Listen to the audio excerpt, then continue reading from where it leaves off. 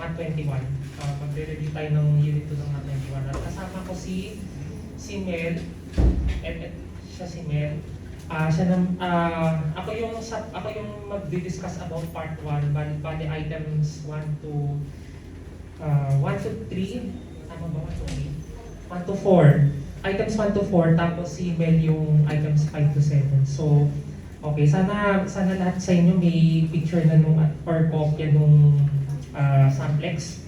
Taas ng kamay kung meron kayo, kung wala kayong kahit picture lang. Okay.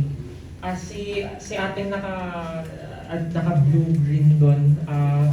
Pwede bang may magpayam sa kanya ng Samplex para picturean niya?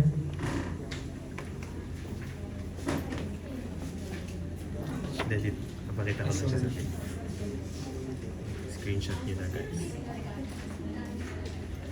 Ay, ate, second batch na. Sige po. Yan. Okay. Sige, habang nakakisimen ng ano dyan, susunod ko yung first question.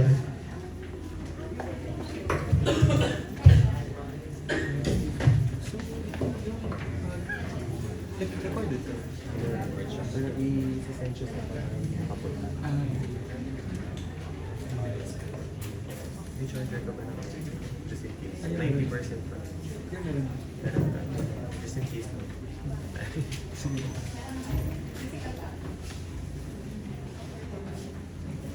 Ito naman. Sige, siguro, okay naman siguro sa inyo na magsimula na habang okay, so handa na ba lahat?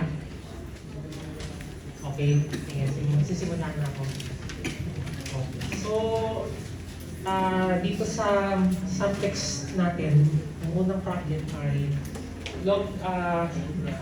logarithm of x plus y plus 5 base 5 equals to 5 raised to x squared plus y squared. So, ito ay example ng isang, ang gawin natin dito ay isang example ng implicit differentiation. Kumbaga, hindi mo makikita na y equals to something yung function. So, ganitong form siya. So, okay. So, ang muna natin gagawin ay take the derivative of both sides with respect to x.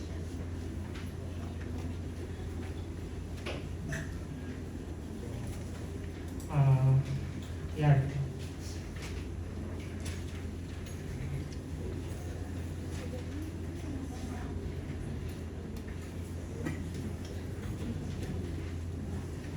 Tapos, mula sa mga differentiation rules na alam natin, from your usual differentiation rules, gagamitin natin dito yon.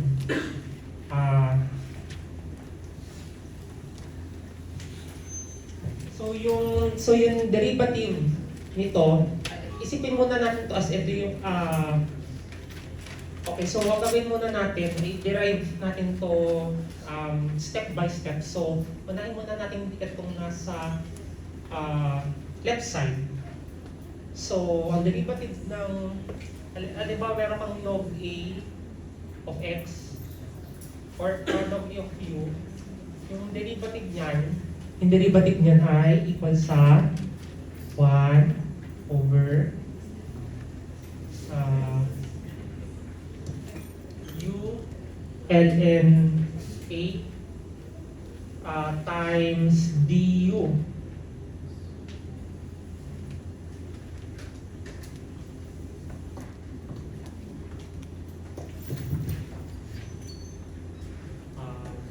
Okay, wait lang, tama ba? Basta ang derivative ng ganyang form ng function ay ito, 1 over u ln A du. So, ang mangyari lang dito, kung ano may nasa loob, yun yung ano natin, yun yung u, tas yung A natin ay 5. Tapos hindi pa tapos doon kasi chain rule, i-derive pa natin itong nasa loob with respect to x. So, ano siya? 1 over x plus y plus 5 times ln of 5 times the derivative of this, yan, derivative of this, so d over dx x plus y plus 5. Pero ito ay equal, pag dinerive naman natin yan,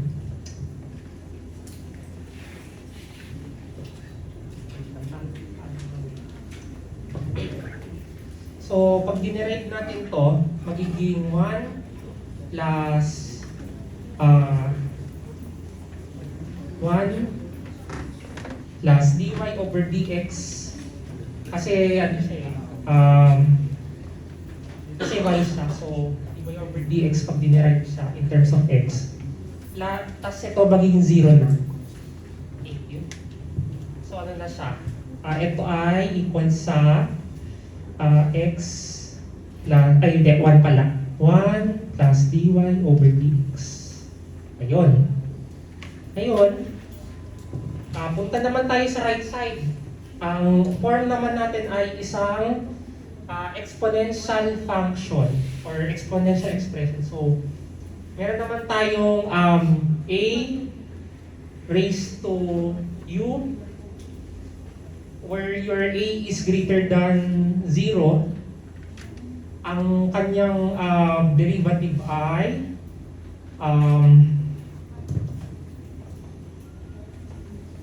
ayun, so a raised to u ln of u du.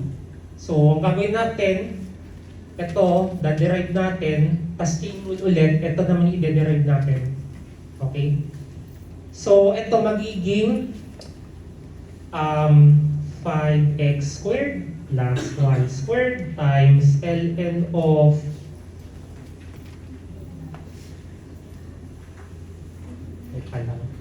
then a pala dapat to, a yan, ln of 5. Okay, dapat lipat pala ito.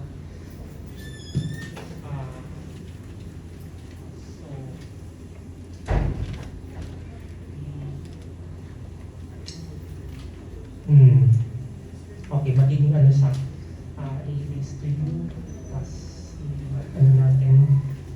A raised to u and du. Okay, nilipat ko na. Tapos, derivative of itong power x squared plus y squared. Pero saan lang naman equal ang derivative ng x squared plus y squared? So, with respect to x, so 2x plus 2y dy dx. Yun. Okay, so ibuuin na natin, i-rewrite natin yung i-rewrite natin. So, magiging siya?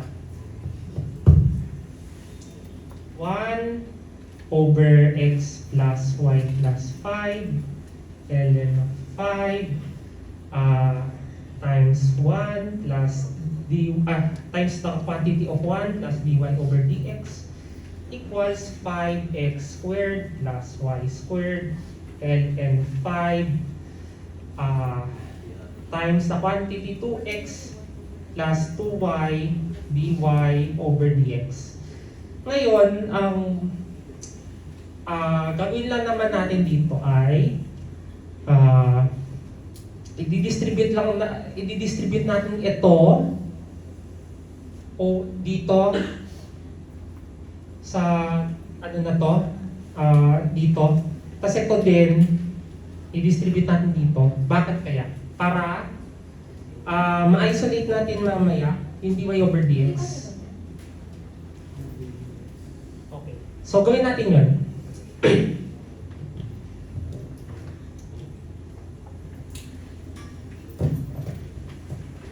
Okay. So, meron tayong 1 over x plus y plus 5 ln 5. Nakikita niyo ba yung sulat ko? Okay naman. Yung nandiyan sa dulo, okay naman. Teka, medyo linawan ko yung sulat ko dito. X plus y plus 5 ln of 5 plus, times natin to sa dy dx. So, 1 over x plus y plus 5 ln of 5 dy dx. dy over dx equals, ngayon meron naman tayong 2x.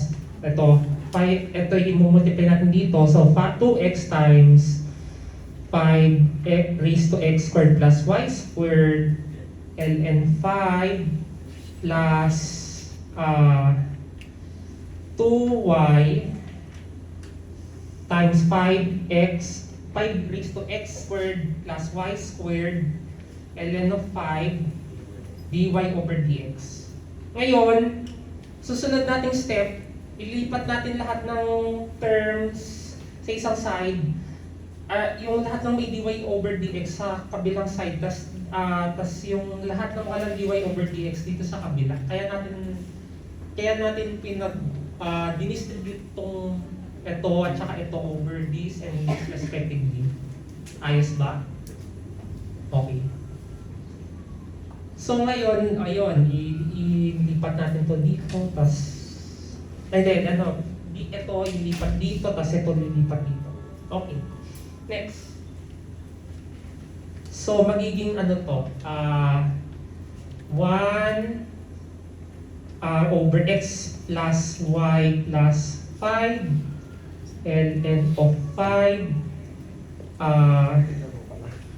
minus 2y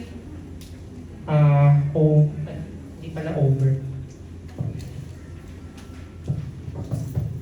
minus 2y 5 raised to x squared plus y squared ln of 5. Tapos gets naman kung bakit diniretso ko na dito kasi finactor out ko lang yung dy over dx. Gets naman. Okay. Equals ito na 2x times 5 raised to x squared plus y squared ln of 5 minus 1 over x plus y plus 5 ln of 5. And finally, i-divide lang natin both side by this expression. Ito.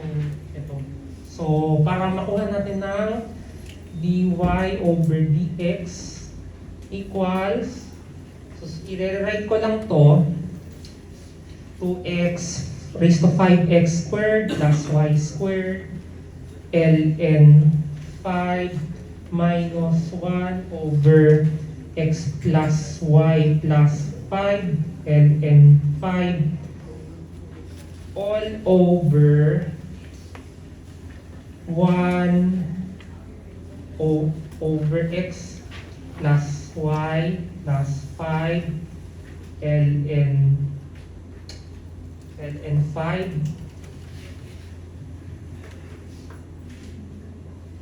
minus 2y 5x squared plus y squared ln 5.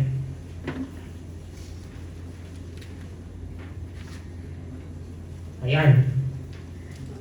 So, yan yung final answer. Medyo linaw pala dito pang... Ayan. So, yan yung final answer. So,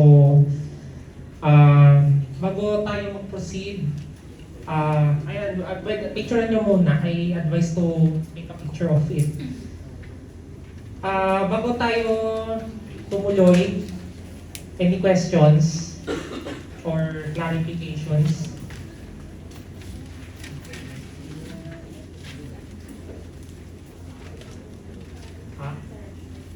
wait. Ah.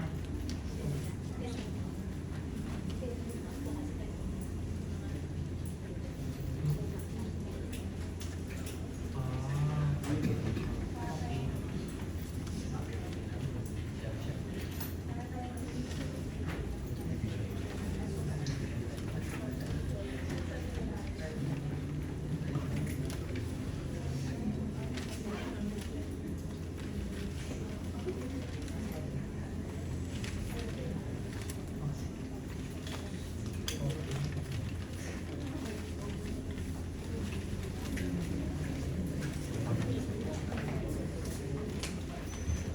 Okay na? Wala nang mag-defer? Hindi na murayan? O sige.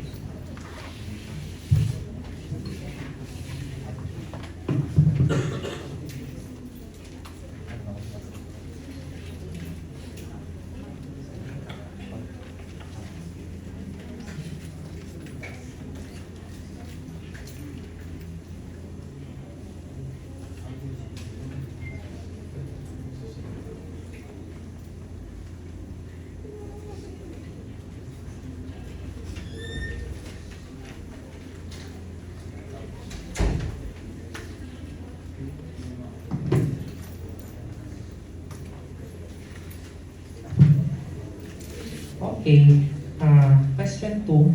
Ito ay about logarithmic differentiation. Y equals 2 times cosine to the fourth x sine to the fourth x whole over 3x plus is to x squared plus 1. Okay.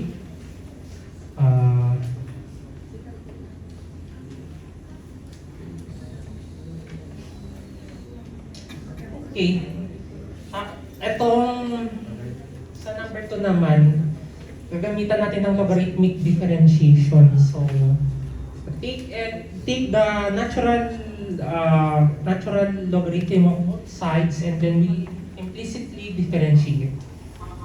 Pero pero tingnan muna natin yung nature of the equation.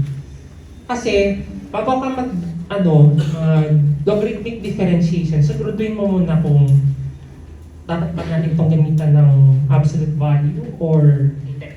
Or kahit hindi na, kahit no need na, kumbaga. Kasi di ba ang bounds nitong cosine to the fourth x, ang bounds ng cosine x ay between -1 and 1.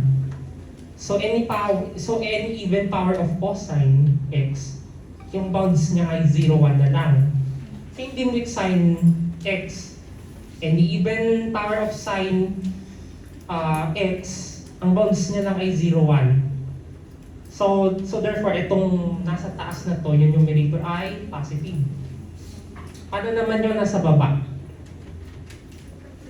So, pwede mong isipin na, tingnan mo kung magsi-zero ba to. Kasi kung magsi-zero to, may problema tayo. So, 3x plus e raised to x squared plus 1 equals 0. Pero kung iisipin mo, kapag halimbawa ginanto mo siya,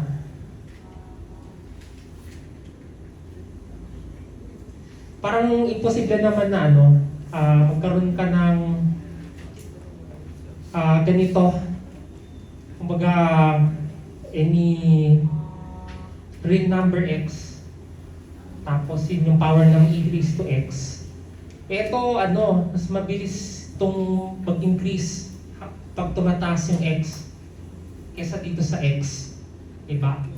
So, kung imposible itong mangyari. Actually, yun pag ginarap mo, para siyang quadratic equation na ganito. Pero nakaangat lang siya dahil may plus 1 tayo. Pero kung wala yung plus 1 na yan, mag-0 talaga yan. Pero may plus 1. So, ito naman, greater than 0. So, wala tayong problema. Positive over positive. So, always positive yung expression. So, so mangyari dyan, kahit hindi na tayo gumamit ng absolute value, pero, pinakasipa rin gamitin na gumamit muna ng absolute value, yung rules nun. Halimbawa, hindi nyo ma-sure kung ito ba, kung wala na kayong time para i-check kung positive ba to at positive ba to. So, ayun, I advise you to do that. Take the absolute value of both sides first. Pero, ayun, diretso na lang tayo sa ln y equals, pag meron, pag i-discuss muna natin yung properties of logarithm. So, meron tayong, let's say, ln of x over 1. Saan siya equal? Iba sa ln x minus ln y. Ayun. So, kaya natin ginagamit to para hindi na tayo gagamit ng ang hirap-hirap na na division rule. Kasi dito mukha na siyang mahirap eh. So pag ganitong paraan, pwede mong unahin muna ito, tapos ito. Kasi sa division rule, hindi mo pwedeng i-break down ito sa ganitong kalagayan. Pero pag ganito na siya, pwede na. So, ididiretso ko na. So, ln of 2 cos sine to the 4th x times sine to the 4x minus ln of 3 x plus e raised to x, tapos naka-square yun, plus 1. Okay.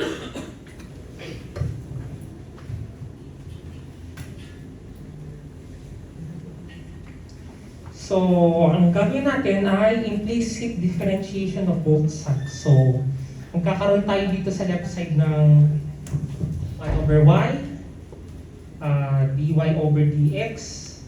Tapos dito ay, di ba ang derivative nga ng ln of u ay 1 over u du. Ganon. So, ito ay magiging 1 over 2 cos sine to the 4x sine to the 4x. Tapos, ito namang nasa loob yung i-derive natin. So, gagamit tayo ng multiplication rule. Multiplication rule na lang gamitin natin. Okay, so, multiplication rule, meron tayong 2, tapos derivative dito times ito. So derivative ni sine 4 to the xi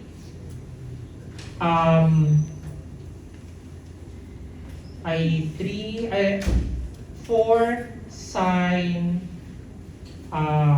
3x tas times cosine x, tapos ito naka-times dito cos sine to the 4x. Murahin ko muna ito. Tapos, nung naman, derive natin yung tas ngayon, naman yung derivative nito? 4 tapos negative 4 sine negative 4 sine x cosine cube x. So, minus 4 cosine cube x times sine x times sine cube x. Ayan. So, ayun. Kuya, Yes? pwede po ba yun, yung 2 times cosine 4x, ay cosine raised to 4x, sin 4x, na ln 2 plus ln cosine 4x? Yung multiplication rule po ng logarithm.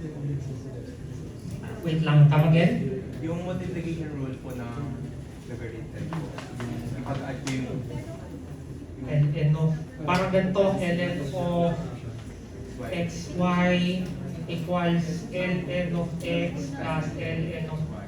Pwede rin, in fact, yun nga, dapat eh. So yun, pwedeng gamitin yun. So, hindi pa ito yung, kung bakit i-breakdown mo pa siya sa sum ng dalawang logarithm. Pwede yun. Okay,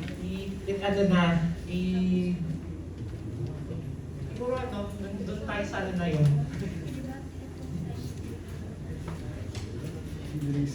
So, pwede rin i-break down to it into, wait lang. Nagiging ano siya, ln of y equals ln of 2 plus ln of cosine to the 4x. Actually, pwede mo pang gawing ano to eh. 4 cosine x, 4 ln cosine x plus 4 ln sine x. Ayan, so mabuting dapat alam niyo talaga yung inyong rules sa logarithms. Kasi para mabilis pa yung pagdederive. Kasi kung, ayun, tulad nga kanina, nalimutan ko na po na pwede pala yun. So, napakahabang nun. Magiging napakahabang solution mo. Tapos, minus ln 3x. 3 times x is plus e is to x squared plus 1. Ayan, so, meron na tayong i-derive natin both sides dy over dx. So, ito, derivative nito 0, derivative nito 4 times 1 over cosine x. Tapos derivative nito nasa loob, so times negative sine x plus ito naman 4 times 1 over sine x cosine x times cosine x minus 1 over 3x times x plus e raised to x squared plus 1. Tapos derivative nito nga sa loob, magiging ano siya. Well, ano na ito eh, pag dinerive mo to 0 na, so ito na lang. So, 3 times 2x plus e raised to x times ito nasa derivative na nasa loob, 1 plus e raised to x. Kasi ito, simplify na lang natin. Ito ay 4, negative 4, ano siya? Negative 4 tangent x. Ito naman ay 4 plus 4 cotangent x minus 6 x plus e raised to x 1 plus e raised to x all over 3 times x plus e raised to x squared plus 1.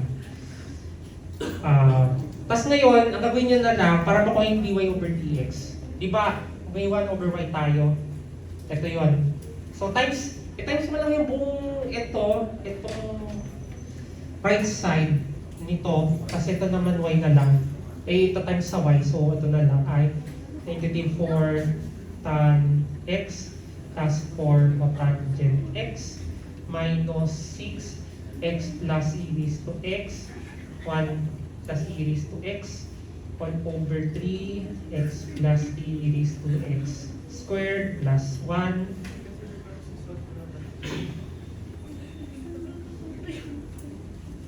Tapos ita-times na lang natin sa ito. So dy over dx na yan, na lang yan. So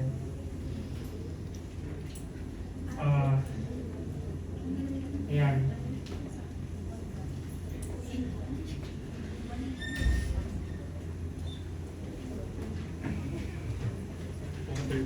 Okay, so any questions? Yan. Yan, pa-picture mo dito. So, sa'yo kung yung naka-black, thank you na point out mo yun.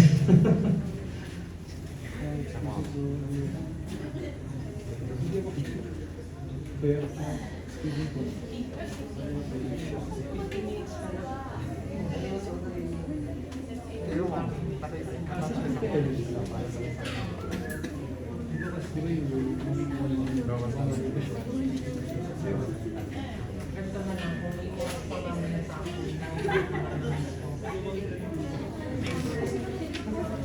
Okay, sige. Okay. Excuse me. Yes. Tanong ko lang, saan napunta yung LN2? LN ano? LN. Ito, LN2. Yes po. Pag kasi tinirive mo to, ano yung derivative ng constant? Zero. Okay. Yun yun. Thank you.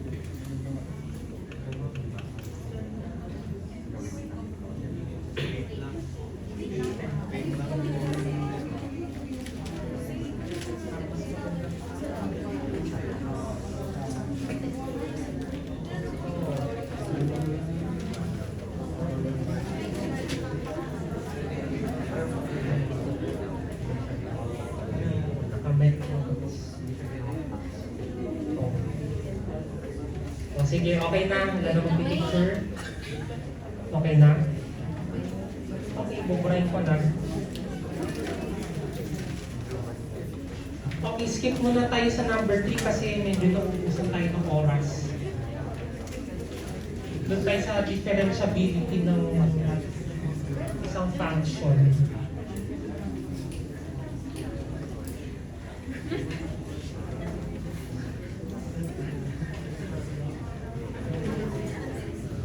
Ah. Number 3. Oh, kasi. Okay. Okay, number 3. Determine if this is differentiable at x equals 0. Yung function na to.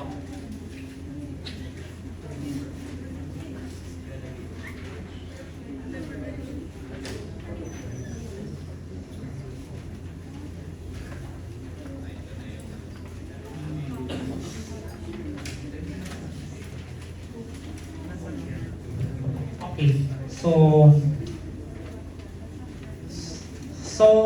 determine if this function is differentiable at x equals 0. So, ano ba yung dalawang criteria para maging differentiable ang isang function at some x equals something? So, una dapat continuous siya sa x equals 0. Pangalawa, differentiable sa x equals 0. So ngayon, hanapin natin yung f of 0. Yung f of 0 nandito, yung 0 nandito yon. So ito yon. Tinit natin yung f of 0, ano siya? So 0 squared times cosine 0 ay 0. Ayun. Ngayon, medyo bibilisan pa lang yung pagkuha ng limit. So, yung limit ng x as x, the limit ng f of x as x approaches 0 from the right. So dito yun, so ito yung gagamitin natin. Sin squared to x squared. So siya equal. Diba, ano lang, mag-approach din siya sa 0 kasi ayan, substitute mo rito, sin squared of 2 times 0 squared ay 0. So yun, 0 siya. So, limit naman ng f of x as x approaches 0 from the left, so x squared cosine x. So, ayun ulit, similar sa argument dito, 0 squared times cosine 0 ay 0. So yun, argue na natin na itong na continuous yung function at 0, x equals 0. Ngayon, differentiable ba siya? So, ngayon, i-differentiate natin itong dalawang to. So, meron tayong f prime of x equals, ang difference nito, excuse me, Ang derivative dito ay 2x cosine x minus x squared sine x for x less than 0. So hindi nakasali yung hindi nakasali yung ay wala lang yung equality dito. Yes, yes.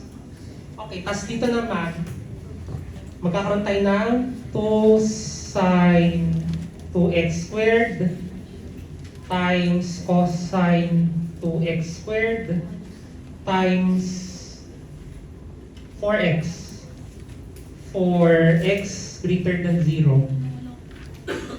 Ngayon, i-substitute lang na, tingnan ulit natin yung limit nandito at 0. So, limit of f prime of x as x approaches 0 from the right. So, ito yon. Dito ipagbabasihan natin. So, so, yan, obviously, ano siya, di ba? 0. Kasi dahil dito, ano siya? 0. Tapos, limit of x, f of x, f prime of x as x approaches 0 from the left ay ano siya, ito 0 dahil dito sa 2x, tas ito naman 0 dahil dito sa x squared, so 0 din. So ano makukonclude natin? Differentiable din. So makukonclude natin na dahil continuous siya, x equals 0, tas nag-exist yung limit as f ng f prime of x as x approaches 0. So, ito ay differentiable at x equals 0. So, ayan. So, picturean nyo na. Medyo straightforward naman siya. So, sana naiintindihan ninyo. May marami akong in-skip na details dyan. Like, yung pagsasubstitute. Pero yun, sana kabisado nyo pa yung, alam nyo pa yung sines and cosines nyo.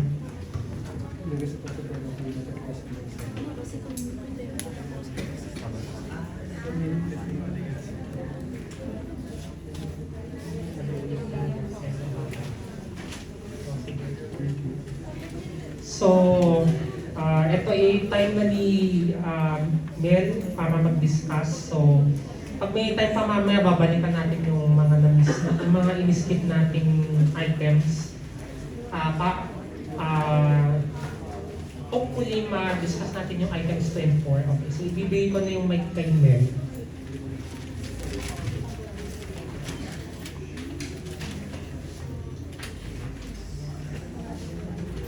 Okay, una, lahat ba may kopya na nung samplets? Walang may kopya? Wala. Pwede may magpahiram sa kanya para ma-picturean niya kasi wala nang hard copy. Derivative ng cosine x negative x. Come again? Di ba derivative ng cosine x negative sin x? Cosine x negative Sin x. yes. Kaya may minus dito. Gets? Or dito ba yun? Ay, hindi, dito. Tapos product rule siya. Di ba plus? Kasi Ay, negative sin x. nagdibase yun. So, i-derive natin to. So, ito times derivative nito. So, ang derivative nito ay negative sin x. Kaya siya may minus dito kasi magiging plus x squared times negative sin x. Ganon. Okay na? Okay. Okay, since lahat naman may kopya, hindi ko na isasulat yung buong question sa number 5. So, number 5 tayo. MVP, so mean value theorem. So, sabi dun sa definition ng mean value theorem, may dalawang condition para mag-generate ng C. So, kailangan mapatunayan mo muna na continuous siya at differentiable bago mo masabi na nag-exist si C. Tapos, ang tanong, paano mo malalaman kung continuous or differentiable?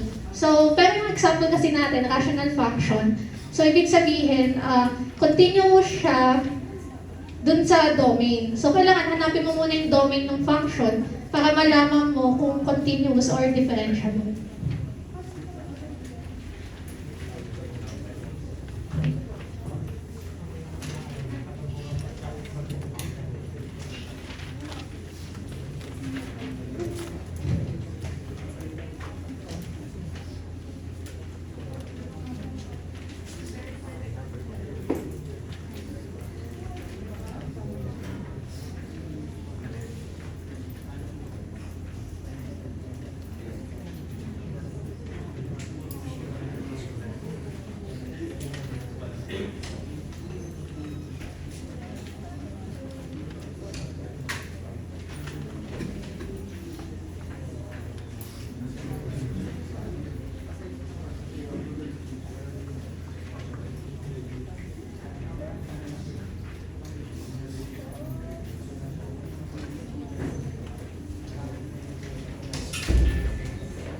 So, sabi dito, verify. So, ibig sabihin, sure tayo na nag-a-apply yung MVP, kailangan lang natin patunayan. Sulat ko lang yung sinabi ko kanina.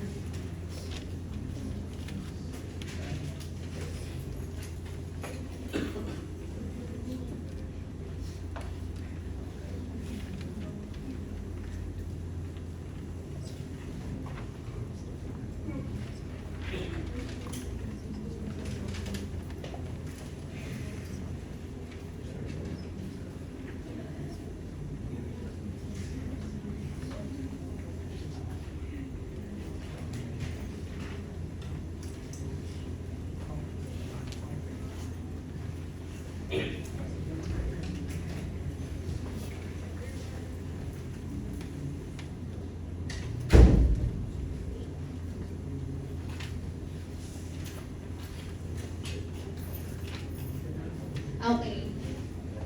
So ngayon, hanapin natin yung domain nito. Any idea kung paano kunin ang domain ng radical function? Na ganitong form.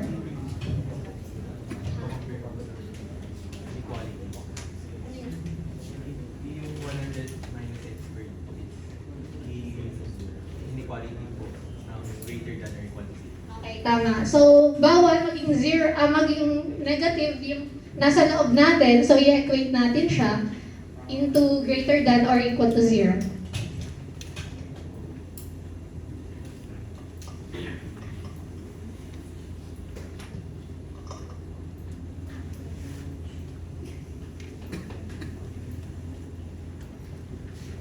Okay, hindi ko na ipapakita lahat. Sasabihin ko na lang yung process. So ngayon, ganito yung equation mo. So gusto mo hanapin si x. So i-isolate mo si x. Pero since negative to, pwede natin ilipat doon. So magiging x squared is less than or equal to 100. Sulat natin yun.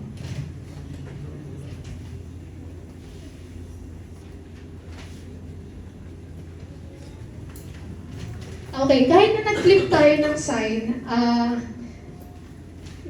ganun pa din siya kasi, di ba, ito nilipat mo doon. So, yung point ay nakaturo doon sa x squared. So, pag ginawa mo siyang ganito, same pa din. Nasundan ba? Okay. So, ngayon, nahanapin natin yung value ng x. So, kapag less than or equal to, ibig sabihin, kukunin mo lang yung intersection ng square root nito. Anong square root ng 100? So, negative 10 saka 10. So, kukunin mo yung intersection yung pinapagitnaan nila, which is from negative 10 to positive 10.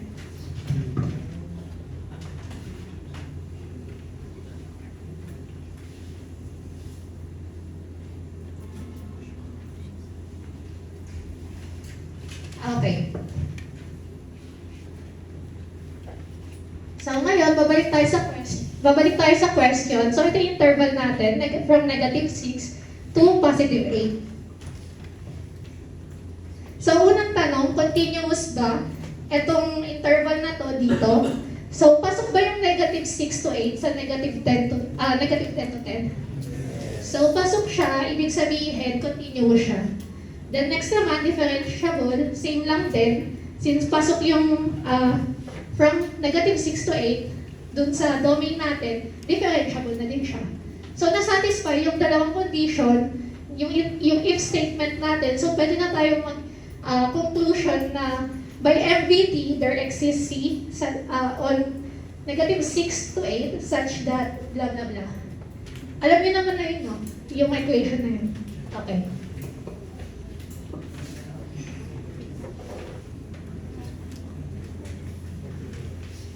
Ay, nakikita pa ba pag nagsulat ako sa ilan? Hindi na? Okay. Pwede na bang buhayin? Or okay na? Hindi, sige, picturean niyo muna.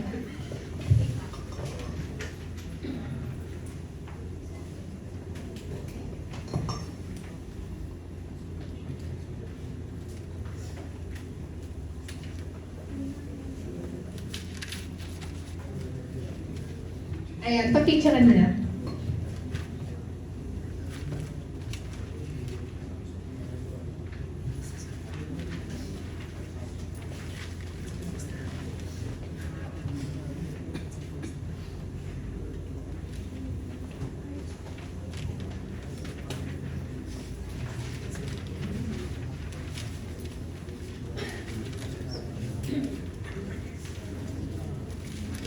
May question ba so far? Wala. Pwede na bukahin. Okay.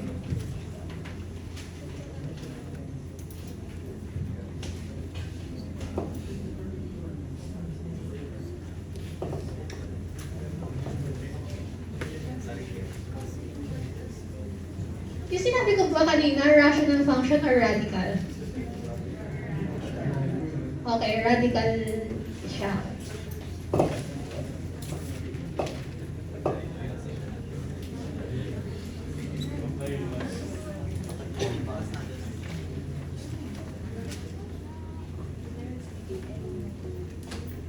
Okay, hindi ko pala dapat binalay ng given.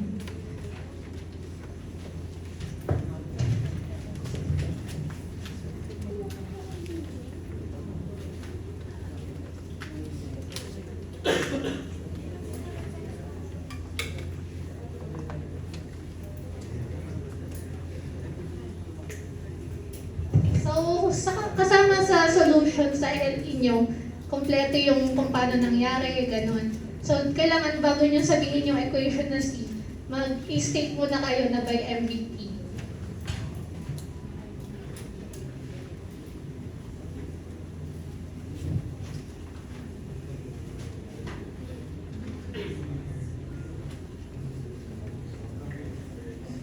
So, yung C, nasa loob siya nung given natin from negative 6 to 8.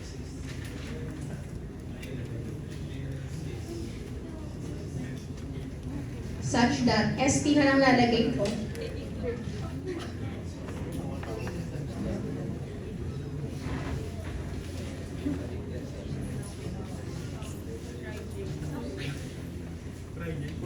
Tapos, B minus A.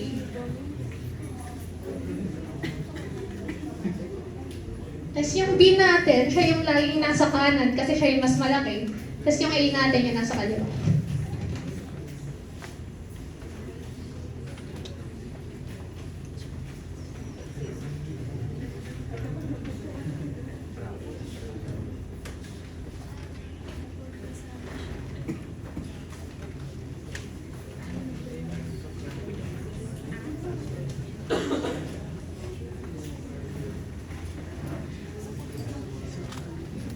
Okay. So, bago natin makuha yung ganito, naka-derivative siya, di ba? Wala naman tayo given na derivative. So, bali kukunin mo muna yung derivative ng given.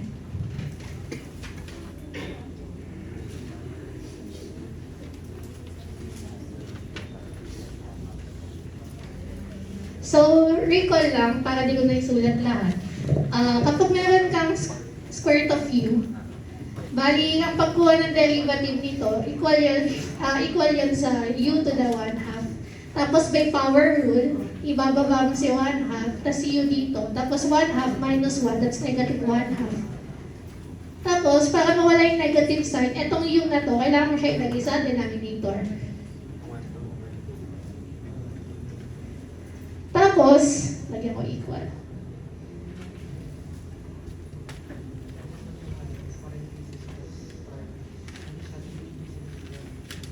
So, eto, tapos pwede mo pa itong ayusin. Yung 1/2, gawin mo siyang square root.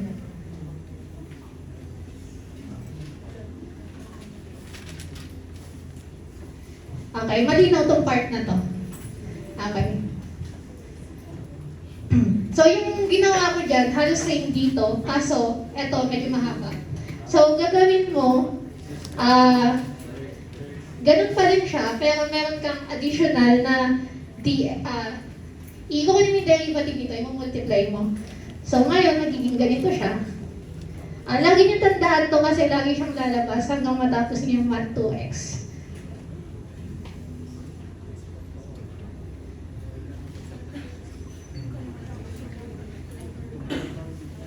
Ano ang derivative nito? Yung nasa loob. Ito constant, tanggal na yan. Ito. Okay, negative 2x. Pwede na tayong mag-cancel. So, simplify na lang natin.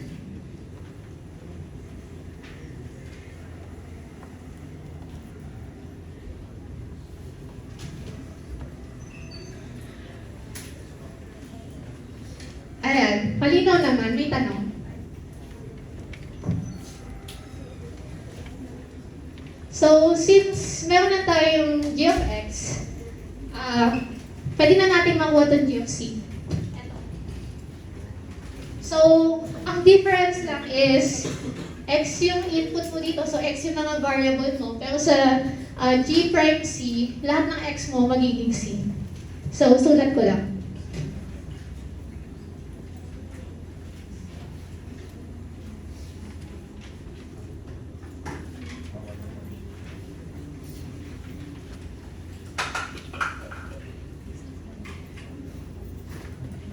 So, ayun yung nasa left side, based dito. Tapos yung nasa right side, makukuha mo siya based dun sa MVT natin na magiging ganito. So, di ko na isusulat tong part na to, diretso ko na siya dito. Okay lang? Okay lang? Okay.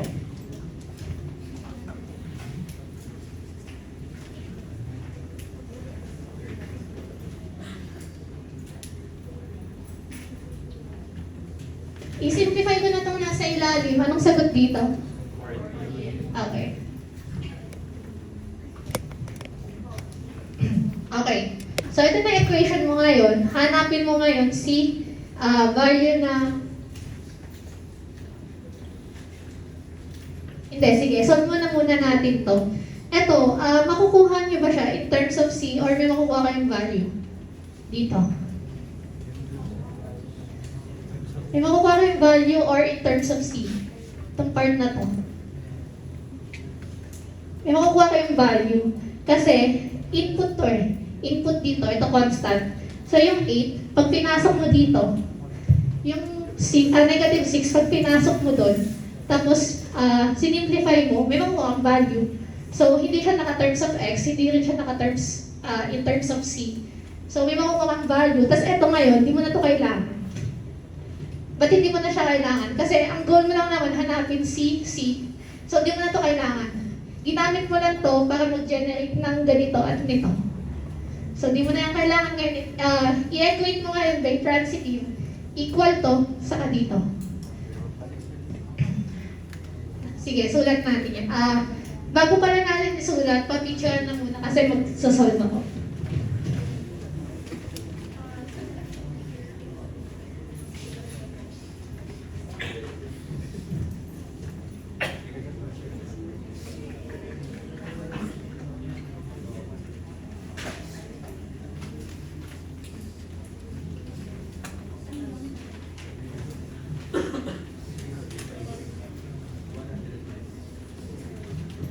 Okay na.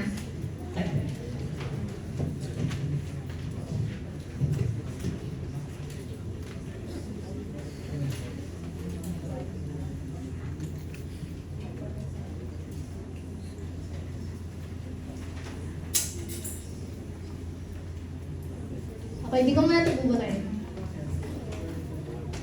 Sige, scratch work muna tayo.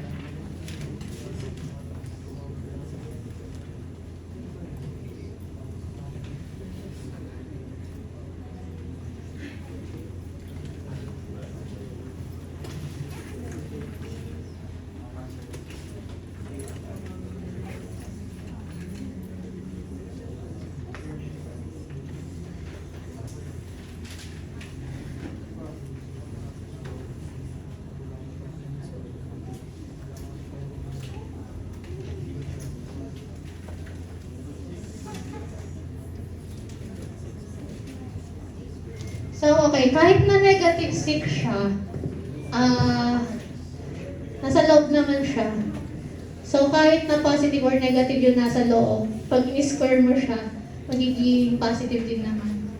So, okay.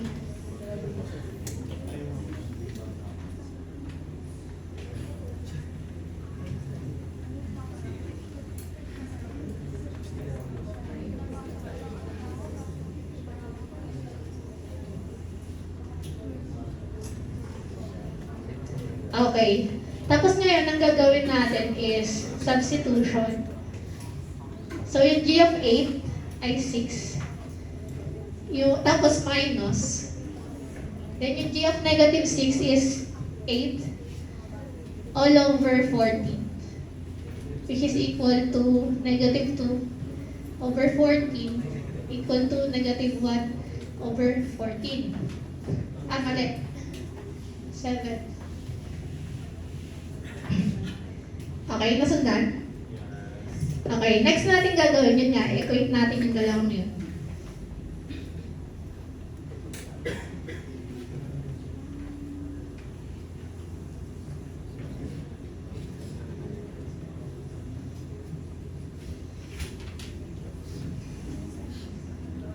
Okay, so transposition lang, so for C, lahat ng nasa denominator, ililipat mo doon sa numerator. Lahat ng nasa denominator, ililipat mo sa numerator dito.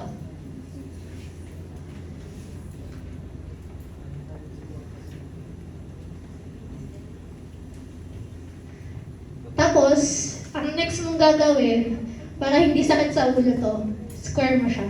So, kung nag-square ka dito, mag-square ka din dapat dito. So, ito magiging 49 c squared is equal to 100 minus c squared. Kasi ito lilipat mo, positive c squared, tapos dito din positive c squared, so magiging 50 na to. Is equal to 100. Tapos ay divide both sides by 50. So magiging 2. Tapos, yan. Positive, negative 2. Malinaw so far. Sorry. Ayan. Pero hindi pa yun yung C natin. May dapat pa tayong gawin. Hindi pa tayo sure na yun. Yan yung C natin. Mga candidate pa lang sila.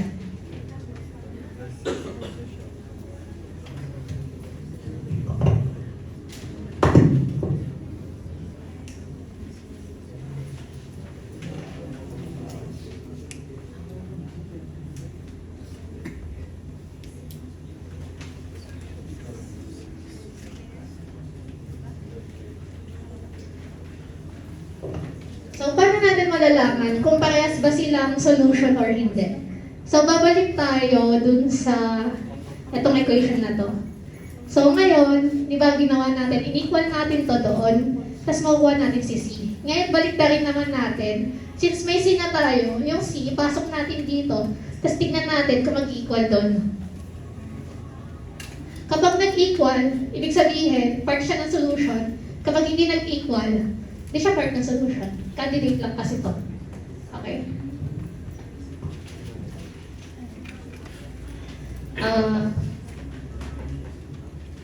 Bukayin ko na lang siguro yung nasa taas. Na-picture na ba na lahat? Pa-picture na.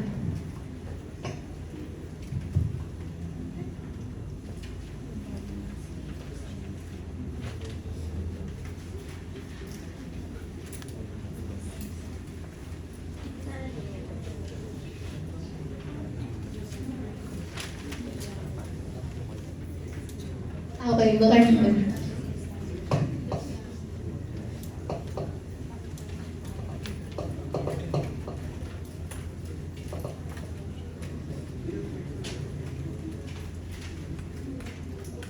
Okay. 4C is equal to negative square root of 2. Pasok natin dito. So, magiging negative square root of 2 all over 100 minus, since nandito, magiging 2 lang to. Square root. Equal siya sa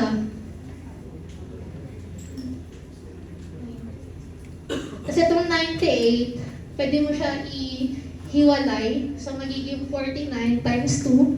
So, yung 49, pwede mo siya makuha na ng square root, which is 7.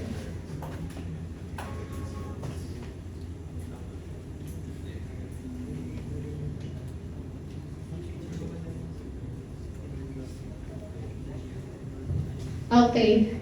So, ngayon, pwede natin i-cancel to.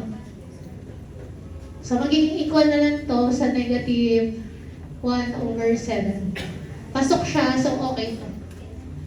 Next naman, yung isa. So, substitution lang ulit.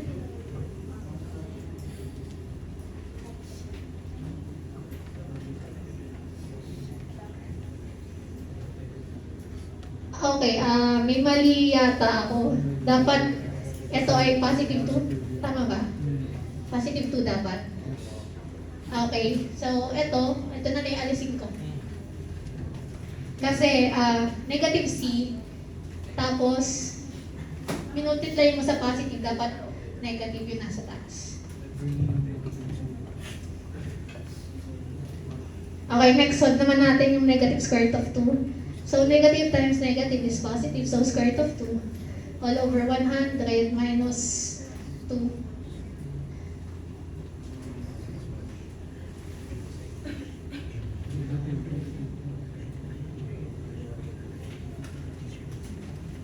So, cancel.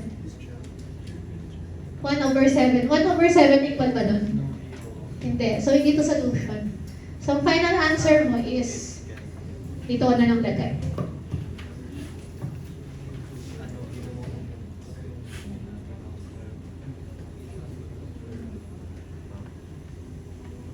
Ayan. Papicturean na lang. May question ba sa mga nangyari? Okay.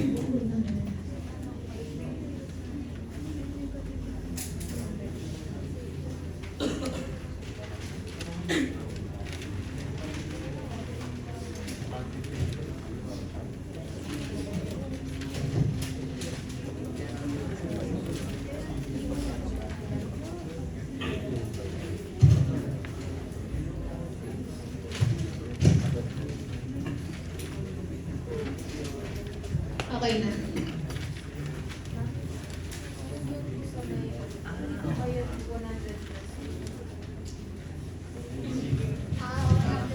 So kasi, kapag ang itsura ng ganito mo is nakaganito. So ibig sabihin lagi magiging positive kahit ano yung C mo. Pero pag meron kang ganito, magiging positive mo na yung kahit na anong nasa loob, kasi na-negate mo siya. So itong case na to, laging positive, itong case na to, laging negative, itong case na to, laging positive. So halimbawa, negative square root of 2. Pinasok mo dito. So, magiging negative pa din siya kasi 2, tapos negative. Tapos naman yung dito naman, yung isa naman, ganun din. Magiging positive muna, tapos saka mo gagawin negative. Ito, equal yan sa negative C squared. So, by PEMDAS, mauna si exponent bago yung multiplication. Okay? Pwede yan. Okay. Bye.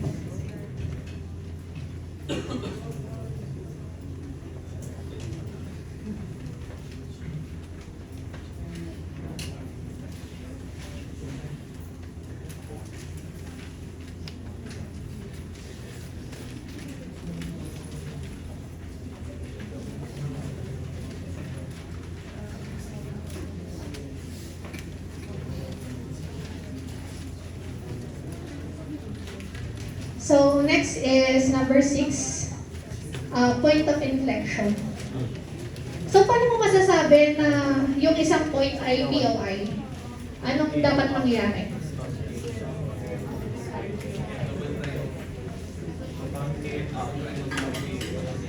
Saan ka titingin? Kapag may graph ka. Okay, tama. Second derivative. So, bali kapag given ka ng f, kailangan mo muna hanapin yung second derivative. Tapos, anong next mong gagawin? Okay, so bali ang mangyayari sa namin critical numbers ng second derivative kasi doon mo malalaman yung mga POI natin.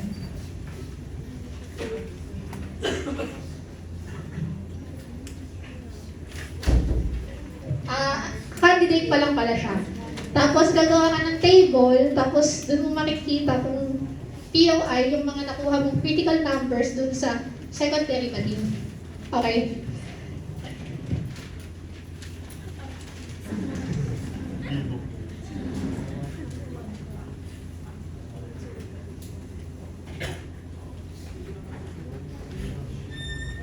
Okay lang, POI na lang mga sinusunod ko. Pero points of inflection yan.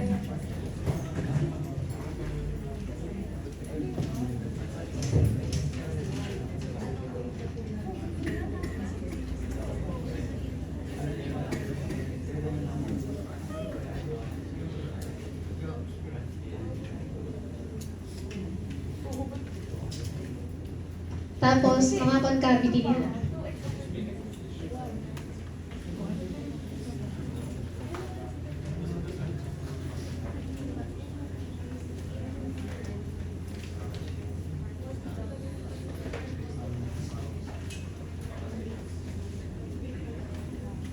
Okay. May hole ba tayo dito? Or may magiging undefined ba to? Wala. So, ibig sabihin continuous everywhere siya.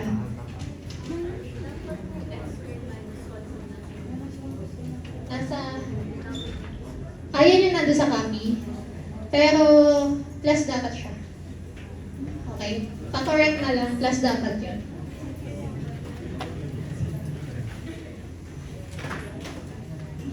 Okay, so kunin na natin yung mga derivatives nila.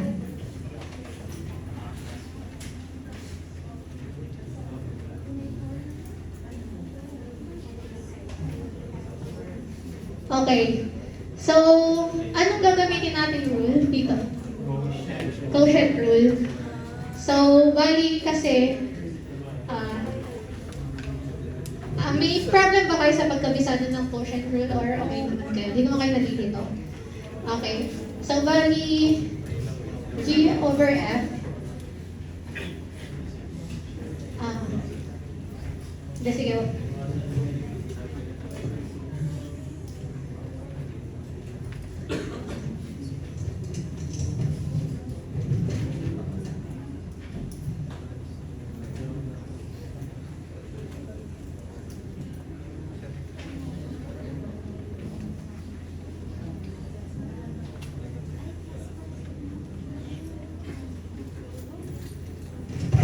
Okay, sa akin kasi hindi ko sila pinagpapalit ng place. Basta na kuha ko na yung derivative na isa naman yung kukunin ko. Ganun yung technique ko.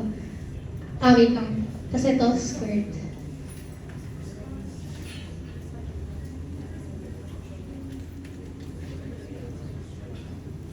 Okay. So, ano na lang natin? By inspection, no? So, ang derivative nito, tanggal na to kasi constant yan. Anong derivative ng x squared? 2x. So, okay na tayo dyan. Ito naman, constant lang din yung isa. Anong derivative nito? 2x. So, sulat na lang natin.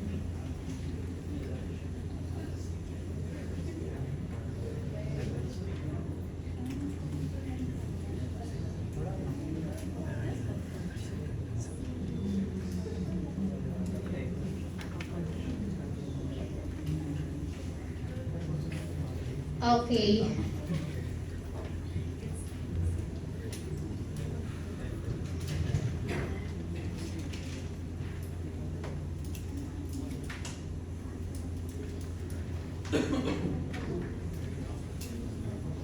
Okay, so distribution lang. 2x times x squared is 2x cubed. Ito din, plus 2x. Tapos minus 2x cubed. Tapos negative 2x times 2x times negative 3 is negative 6x. Meron ito, so positive 6x. So ngayon, simplify lang. Cancel to, cancel to. Ito na lang matitira, so 8x.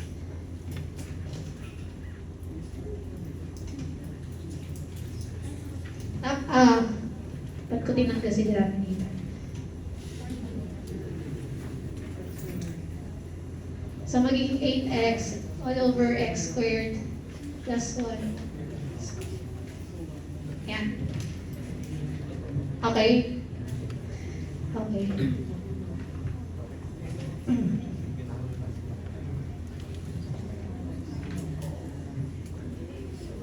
Okay, next, yung second derivative naman. I think hindi na siya kakasya, so picturean nyo bago ko buhayin.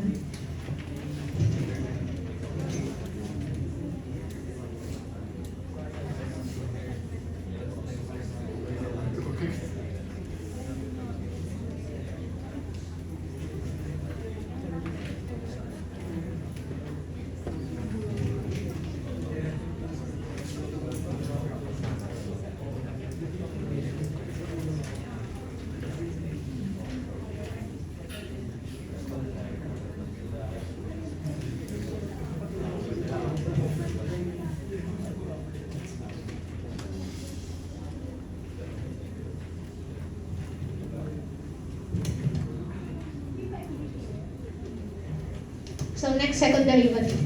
Again, quotient rule lang ulit.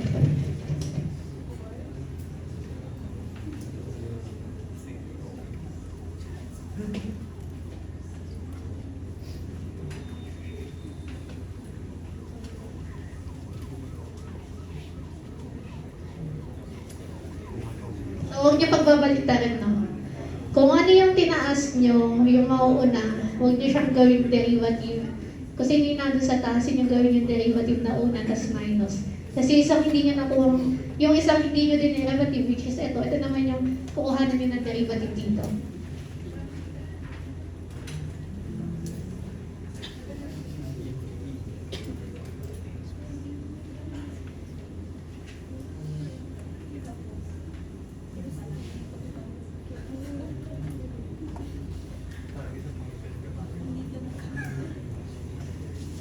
Tapos, ito, kapag meron kang u, 3 dito, tapos nag-2 ka dito, pag multiply mo lang sila, so magiging u6. So, yun yung nangyari, kaya ito magiging x squared plus 1. 4.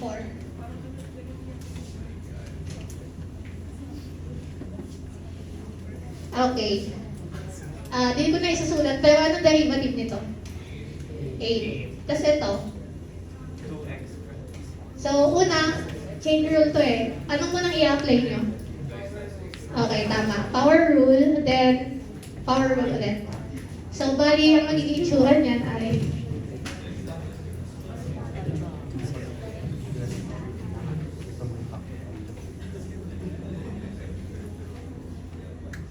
ginaba ko si 2, nag-minus 1 ako, so 1 na lang yung exponent.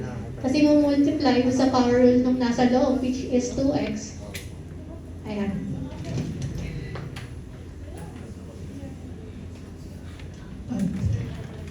Okay. Medyo complicated yung equation natin, so gagawin natin, magka-cancel tayo. So, ito, cancel mo na to. So, ito, bawasan mo. Kasi ito naman, cancel na isa. So, isa na lang to. Bakit ko ginawa yun? Kasi, pag pinactor out mo naman itong equation na to, saka ito, like nilabas mo siyang ganun, mga cancel din naman, mababawasan ng isa, mababawasan ng isa. Tapos, since binawasan mo dito, kinancel mo, magma-minus 1 ka dito. Nasundan mo. Okay.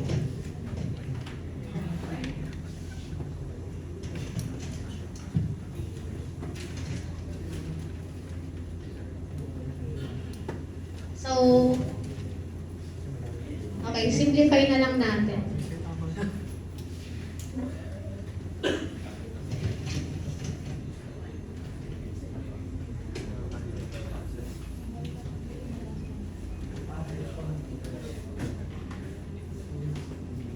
So, i-direct ko na, no? So, 8x squared plus 8.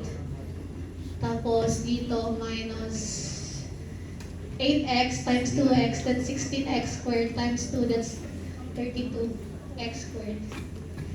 So, simplify, that's negative 24 plus 8. Okay. Kinalimutan ko na naman.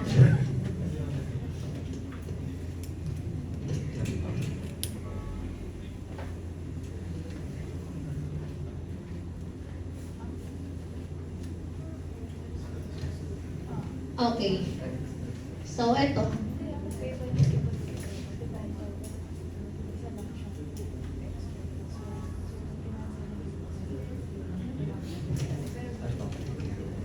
Ito, pwede pa natin to i-factor. So, anong pwedeng ilabas? 8.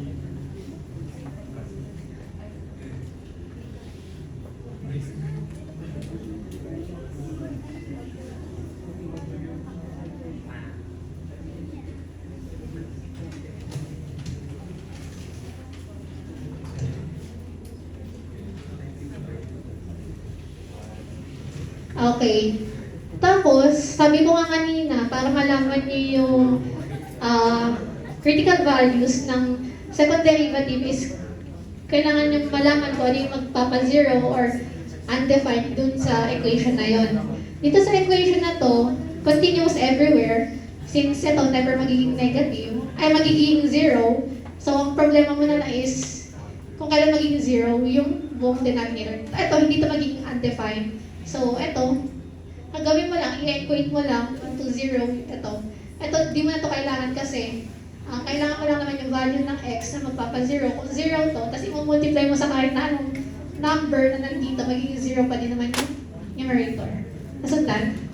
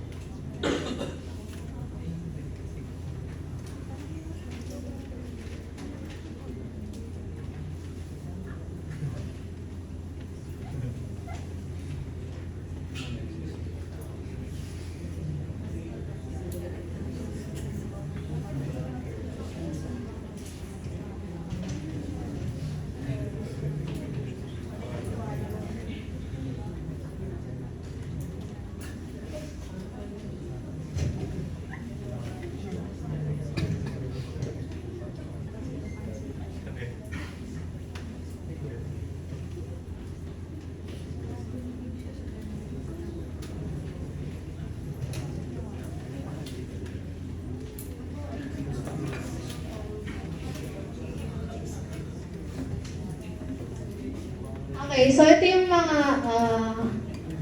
mga points niyo.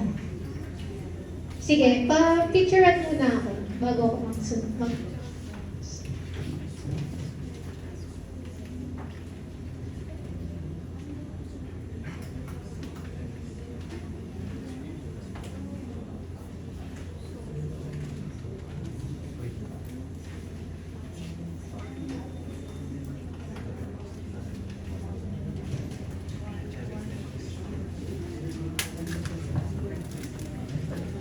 Okay.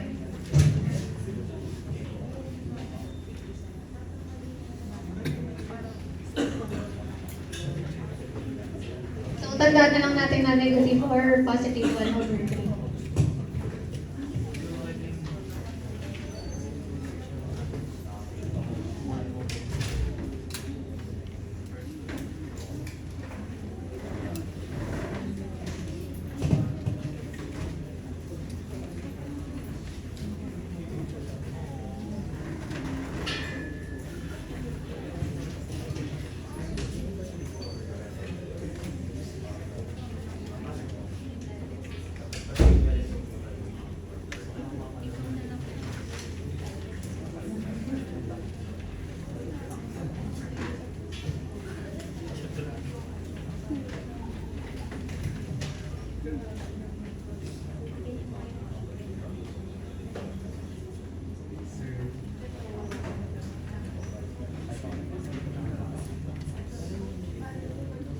yung mga points mo is positive or negative square root of 1 over 3. So, gagawa ka ngayon ng table.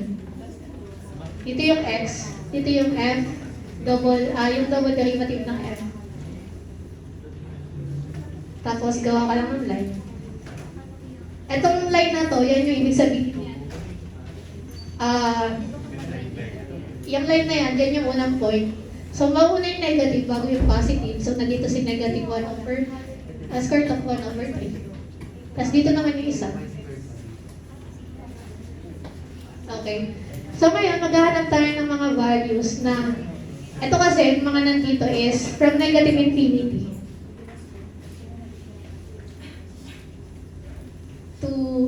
to that point.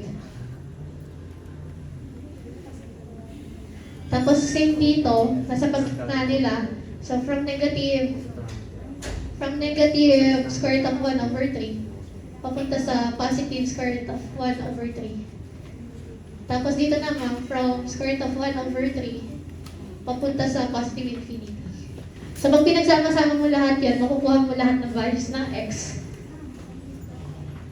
Okay, next na gagawin mo ay para malaman mo kung positive, negative, positive, negative, positive, negative. Magko-consider ka ng number na less than negative ng square root of 1 over 3. Anong number? Anong gusto niyong number? Okay, negative 1.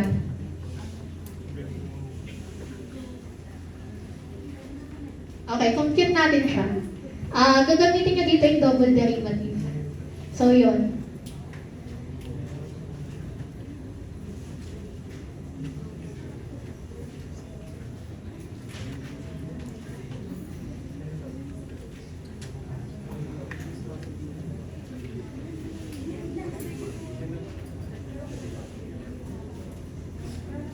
Okay, di ko natin isasolve talaga sa inyo, pero ang lalabas dyan is negative 2, which is negative. So, ito, negative 2. Ay, negative lang. So, next, ano nasa pagitan ng negative number saka ng positive number na sure tayo? 0. So, try natin si 0. Okay. So, by inspection, makikita nyo na pag to-zero natin, 1 na lang to, so 8 times 1 is 8. Tapos 0 to, 1 tas cube nun is 1, so 8 to. Okay. So 8 is positive. Tapos next naman, anong number na after nito? Anong gusto niyo? 1. Okay, sige, 1. Okay. So, di ko na isusulat yung buong ganito, pero ang lalabas doon is negative 2 din, which is negative. So, ngayon, ito magiging positive, kasi ito negative. Positive, positive, negative, negative. Tapos, nag-change siya ng concavity. So, ibig sabihin, point of inflection ba itong dalawa? Okay, so, sila yung point of inflection. Tapos, since positive to, concave up, concave down. Okay. Kapag positive, yung sa second derivative, ibig sabihin concave up. Kapag negative, concave up or down. Okay, down to, down to. So, tapos na tayo. Conclusion na lang.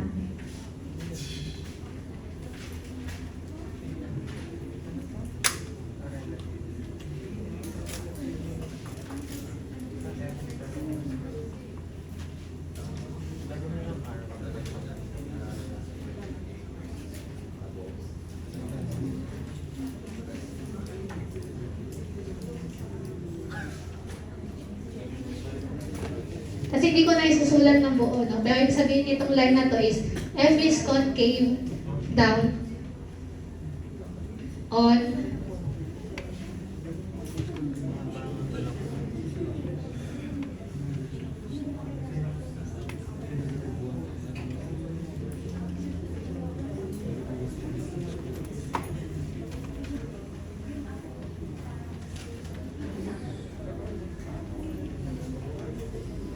Tapos, ito na lang.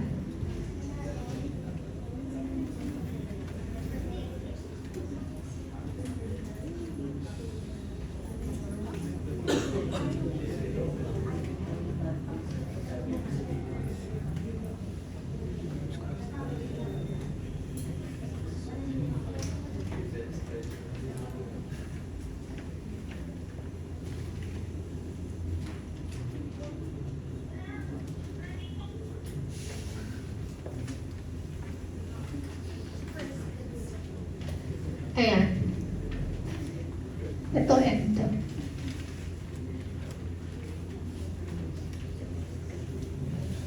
Okay, may question ba?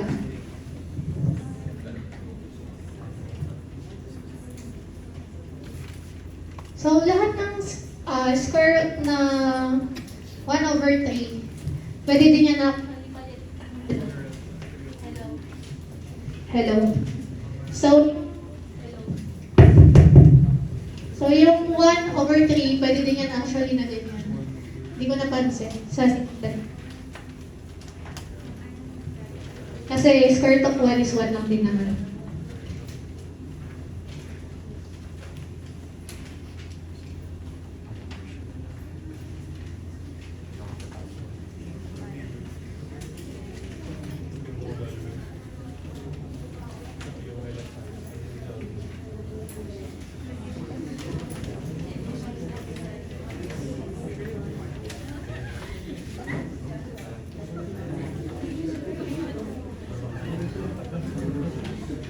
Lagyan ko pa, sir.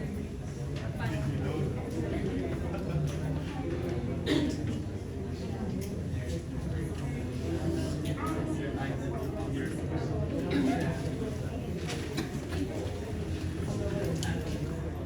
Okay na.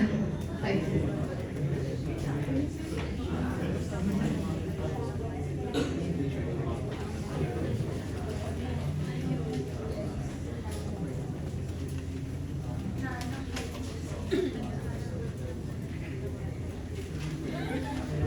So next, nandito na yung madugong part, curve sketching.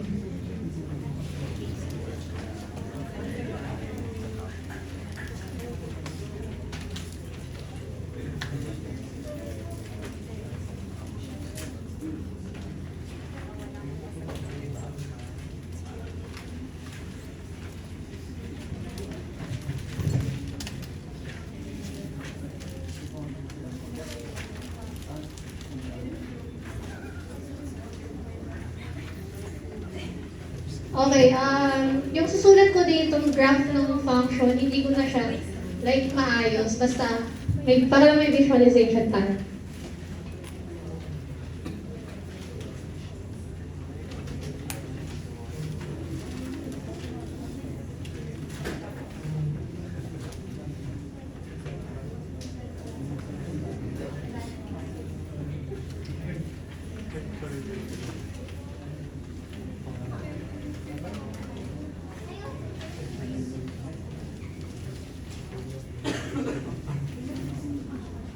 Meron naman dyan sa Samplex kung ano yung tsura ng graph na to. So, ito ay negative 2, 0. Ito ay 0, 0. Ito ay 1, negative 3. Tapos ito ay 1 plus square root of 3, 0.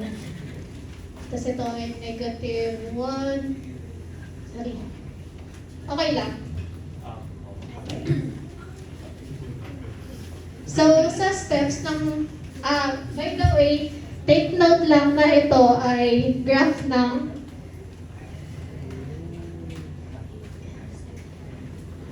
first derivative. So, hindi talaga ito yung function mo. Ang hahanapin mo is yung f of x, graph nun. So, paano natin malalaman yung f of x? Gagamitin natin yung behavior ng graph na to. So, step 1.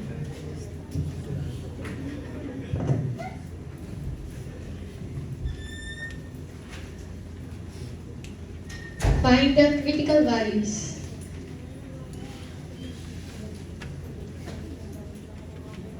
Critical numbers.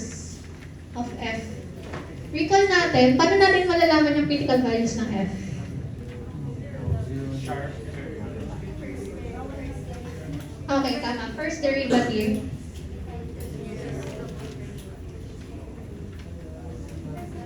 Huwag na natin lagay yung x. Is 0 or undefined. Okay, may part ba dito tayo na undefined? Wala. So, continuous siya. Meron tayong part na first derivative is 0. Ano yun? Saan points? Okay. Is 0 is yung mga x-intercept natin. So, ano yung mga x-intercept natin?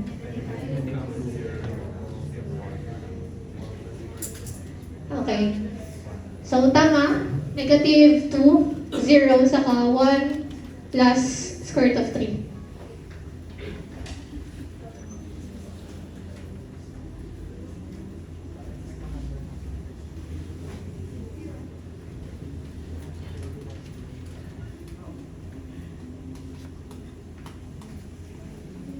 Okay, second step is hanapin natin yung intervals na yung f ay nag-increase saka yung f na nagdi-decrease.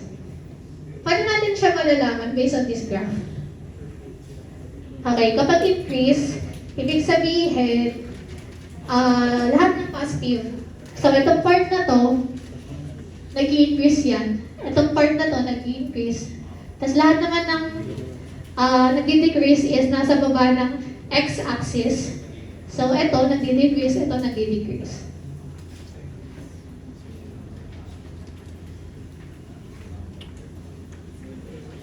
Sulat ko na lang ang diretso na.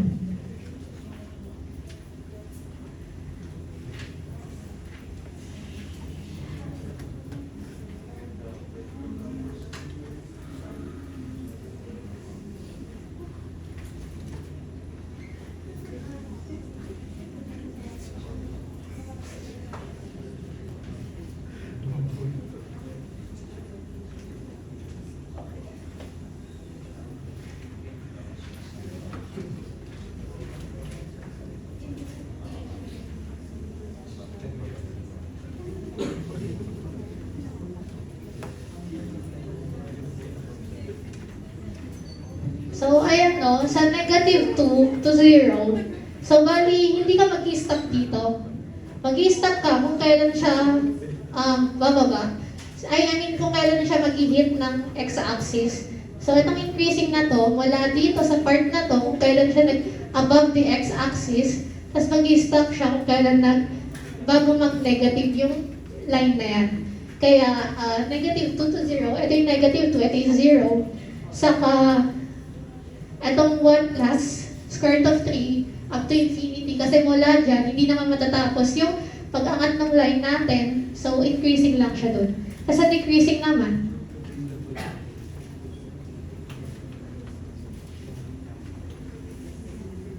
Sa decreasing, lahat ng nasa baba ng negative x-axis.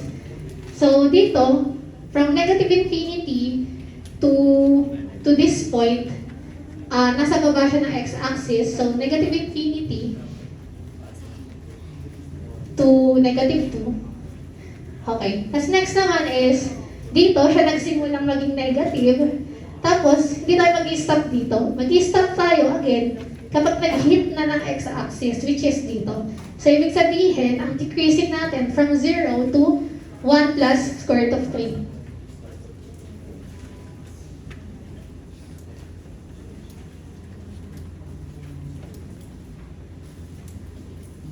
Malinaw ba to? Okay.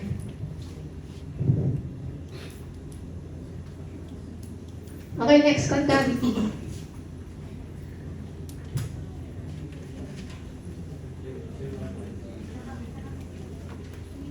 Hindi, ano muna tayo? PPOI.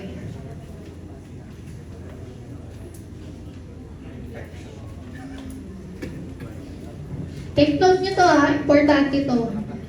Kasi pag f of x yung binigay, hindi ito yung gagamitin niya, magbabase lang kayo doon. Tapos, sa double derivative, I think hindi naman na yun ginagamit dito. Okay. Okay, sa PPOI, meaning nun, kung kailan nag-change ng concavity. So dito, ano yung mga PPOI natin? Okay, negative 1, 0, ano pa isa?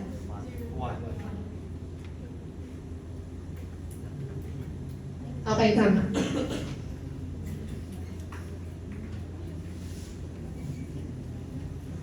Okay, kasi malalaman mo naman eh, like, eto pag gano'n, tapos biglang naging gano'n. So, nag-change siya ng concavity. Tapos naman, eto pag gano'n, tapos naging gano'n. Concavity ulit, nagpalit. Tapos eto naman, from gano'n, from concave down, naging concave up. So, nag-change ng concavity. Tapos eto naman sa kanina, gano'n. Tapos gano'n. So, yun yung mga PPOI natin. The next step for concavity. Hindi nakita, no? Yung ilalim. Sa likod. Pag tinuloy ko. Hindi, sige. Ganito na lang.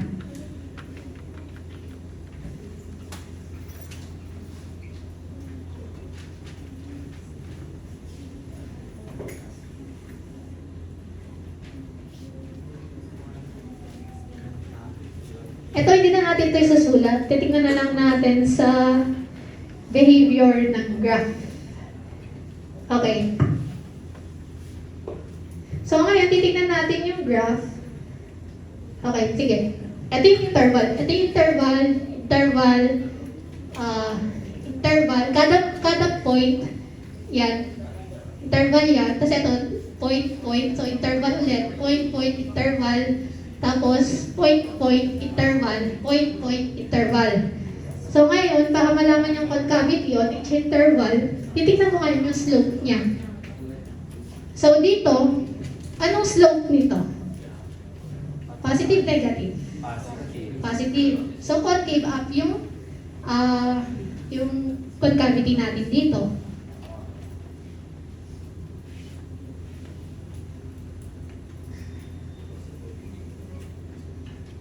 Tapos ito, from this point, itong part na to, yung interval na yan, anong slope? Positive, negative? Positive. So, positive, concave up. Tapos ito naman, anong slope nito? Negative, positive. I mean, kapag nag-tangent ka dyan, positive, negative? Yung slope nito. Negative, no? Kasi positive to, tapos negative to, tapos zero to, tapos undefined to. Okay? So, positive, ito negative, so concave down to. Tapos next naman, ito namang interval na to, ayan, ganun. So, positive or negative slope? Negative, so concave down siya. Tapos ito namang part na to, ganun, positive or negative? Positive, so concave up. So, okay na tayo sa step 1 to step 4. May question ba?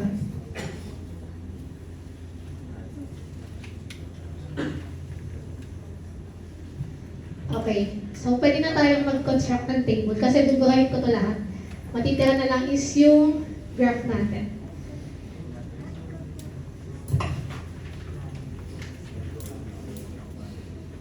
Actually, try natin kung kasya dito sa kanan.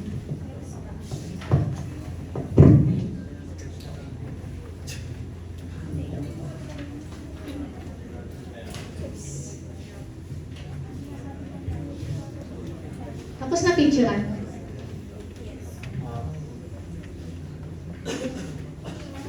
Okay, table for first derivative and second derivative.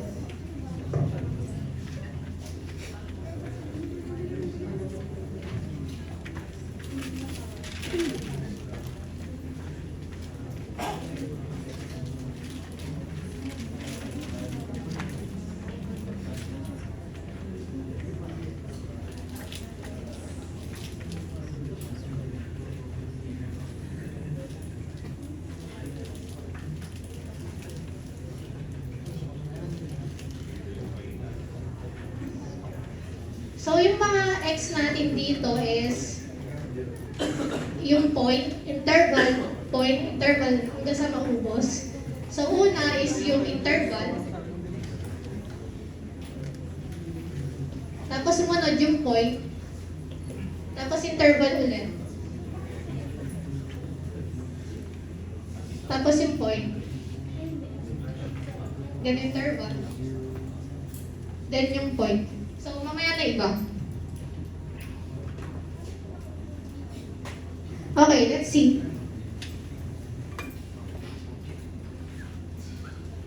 Okay. Sa lahat naman sa first derivative, sinabi naman na natin kung alin yung increasing sa decreasing.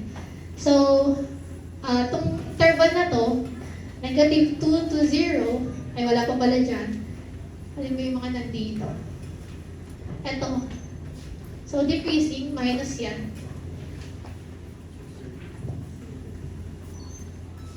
Isulat na nga natin lahat.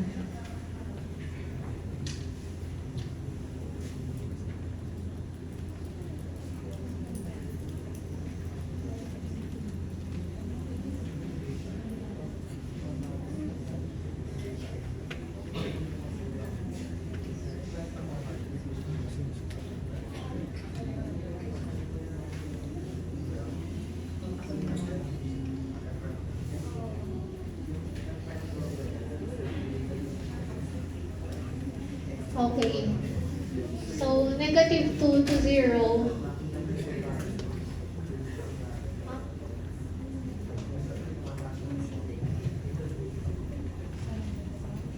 Hindi, tama lang. Even though na negative 2 to 0 is yung decreasing, makakati mo naman siya sa dalawa, which is itong part na to at itong part na to. So, ibig sabihin yung interval dito at dito, parehas silang negative. So, negative to, plus negative dito. Kasi from negative 2 to 0 is decreasing, so negative. Tapos, 0 to 1. Ito. So, from 0 to 1 plus square root of 3, sabi is decreasing. Tapos, ito is increasing, so plus. Ayan. Tapos ngayon, lahat ng x-intercept natin, na mga point, ano sila? 0 yung nandyan. So, yung negative 2, 0. Yung 0, 0. Then yung, eto, 0 din. Tapos, next, yung iba pang point, yung negative 1. Yung negative 1 nandito, so nasa taas siya ng x-axis, so positive yun. Tapos, okay, yung 1 naman is nasa baba. So, negative. So, alagay na yata natin lahat. Lagyan lang natin ng separator.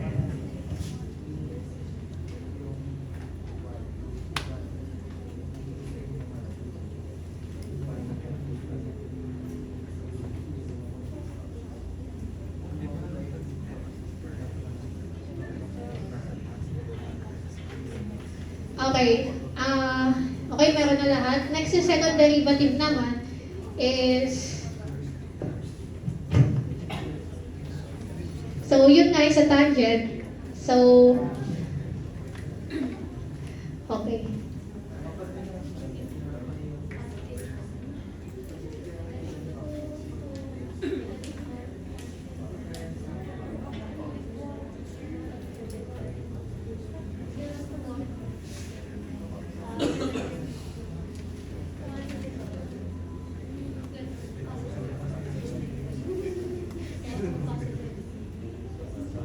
Ayan. So, mag-conclusion na wait, yung iba, negative 2. Sa negative 2,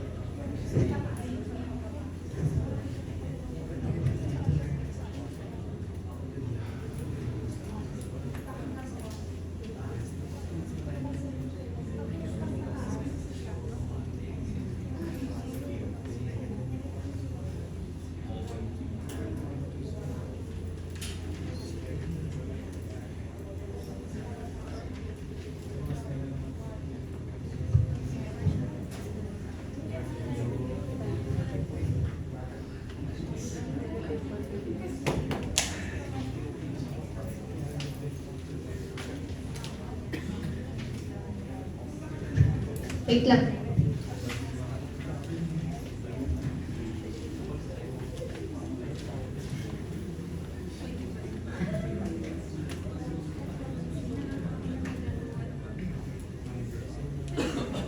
Galing mo.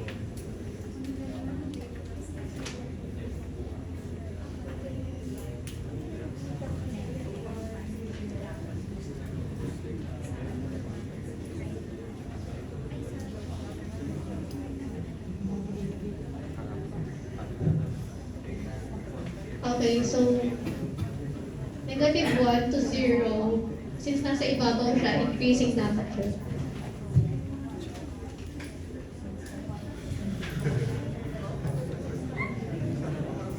Positive, 0, 0.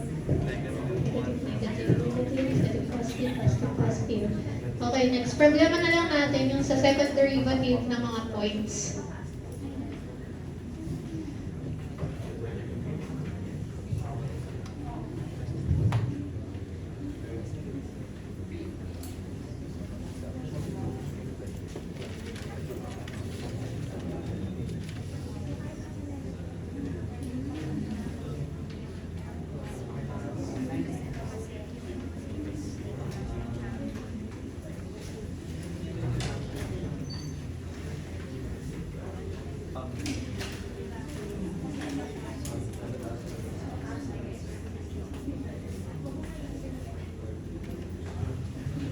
Nakalimutan ko yung reason kung paano makuha yung ganito, pero ang mga sagot yan ganito. Di naman siya magmamatter kapag kinuha na natin yung mga sagot mamaya. So,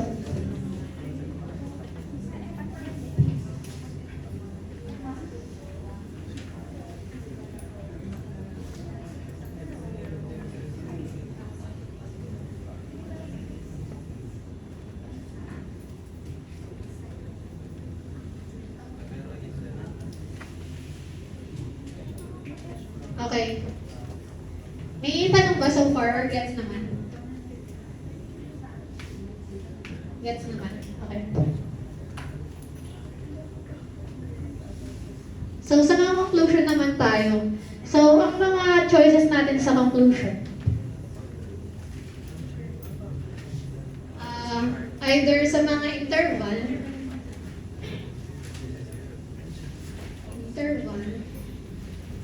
kung decreasing, or increasing, tapos kung concave down, or concave up. Okay, ating concave up, ating concave down. Tapos sa mga point naman natin,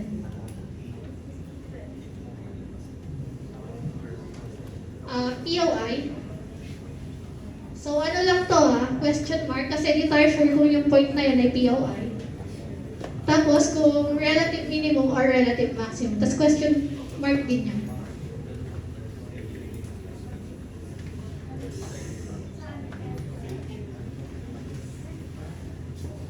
Ayan. Okay. So ito, negative, tas positive. So this is decreasing kasi yung first derivative is negative. Tapos positive to sa concave up. Tapos ito naman, kung POI or kung relative minimum saka maximum. Sa POI, malalaman mo kung nag-change ng concave. So titignan mo yung ito saka ito. So yun nga sabi ko kanina, hindi nagmamatter to. So titignan mo ito saka ito, nag-change ba? No. So hindi siya POI. Ngayon, relative minimum or maximum. Ito, yun sa, ito kasing first derivative, malalaman mo increasing saka decreasing, di ba? So kung negative to, tapos nag-positive to, ibig sabihin pag ganun siya.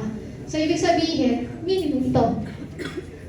So relative minimum, hindi siya POI. Okay, next. Ito naman, increasing.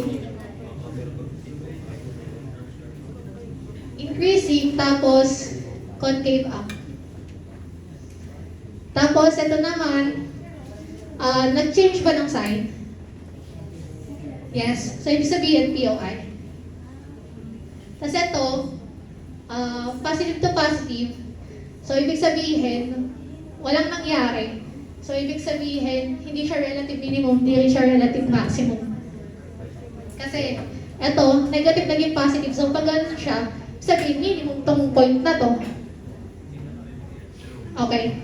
Tapos, next naman is itong interval na to. So, tignan mo lang ulit, increasing. Tapos, concave down. Okay. Kasi ito namang point na to, okay, yung kasunod niya yun. So, negative, nag-change ba ng concavity? No. So, hindi siya POI. Tapos next naman ito, positive naging negative. So, ano to? Relative maximum. Ano siya? Relative maximum. Okay, relative maximum. So, wala siyang, hindi siya POI. Next, ito. Decreasing.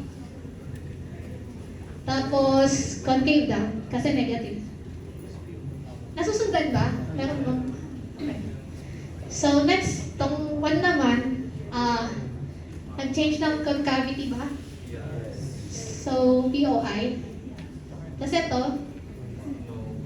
so may relative maximum or minimum ba? Wala. Okay, wala. Next, itong point na to, so decreasing. Tapos, kaya yun, kaya ko sinabi kanina na hindi nagmamatter yung second derivative ng mga point natin. Kasi tinitignan mo lang naman, ito, saka ito.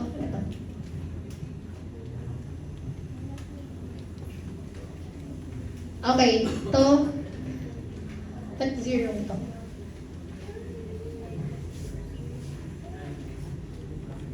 Okay, nasa point pala tayo. So, DPOI. Ito, relative maximum or minimum? Relative minimum. Relative minimum or maximum? Minimum. Okay, minimum kasi negative 2, positive. POI or hindi? No. Okay, hindi siya POI. So, ito, increasing. Kasi ito, concave up.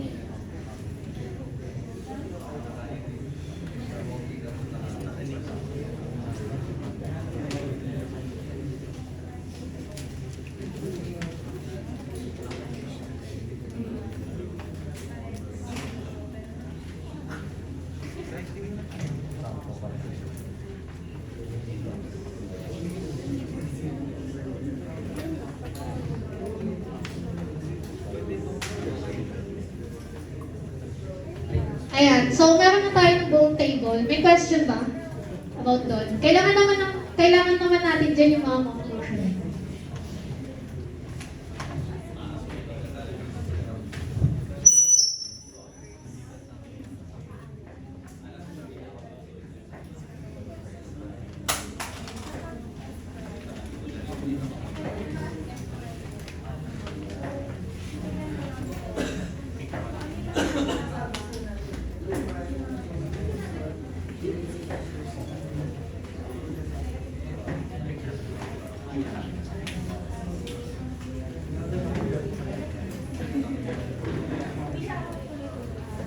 Okay na.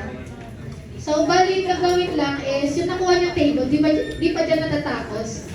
I-graph niyo pa siya. Pero since possible sketch lang naman, tingnan natin kung paano natin siya i-graph. Pwede na buhayin to.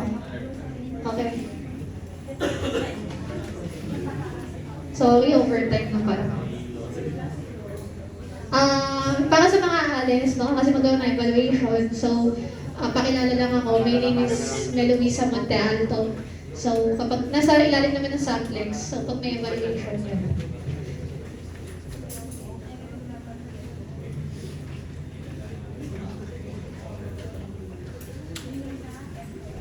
Hindi pa ba nakaka-firma sa akin?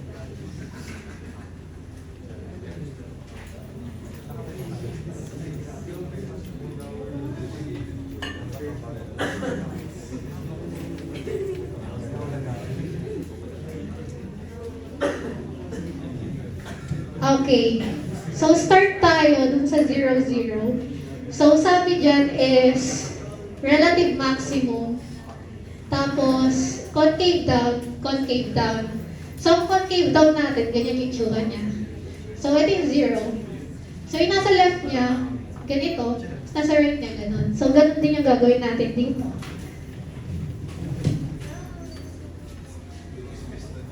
Okay, next na gagawin, from 1 to.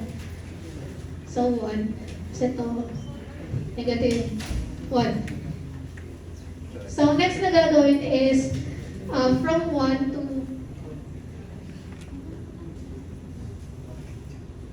from 1 to 1 plus square root of 3. Okay, sabi dito, decreasing, tas concave up. Ang itsura ng concave up natin, ganyan. Tas sabi decreasing, so hatiin mo to sa dalawa. Alin dito sa dalawa yung decreasing? Sa kaliwa. Kasi slope niyan is negative. Hindi, basta from top to bottom, at yung decreasing. So, gagawin mo, ikakabit mo lang yan dito, hanggang ma-reach mo tong point na to. Ayan. Tapos sabi dito, from this point, hanggang positive infinity, increasing siya.